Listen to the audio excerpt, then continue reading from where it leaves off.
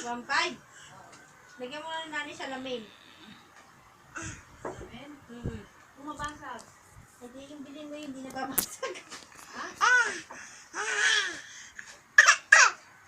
Eh, yung pizza ko, bibigyan daw ko sa lamin. Lagyan ko yung lamesa ko. Lulutuin daw niya ng maigi para matibay.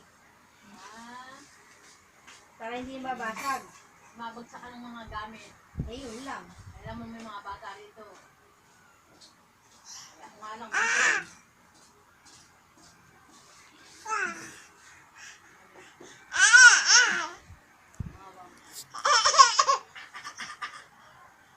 lalagyan ng Eh, napakaganda na niya, nanay. Parang ano na uli yan, bago.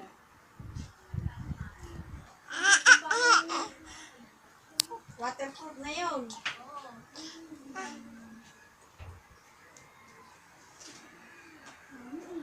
kaysa nung ako bili ako ng bit naman.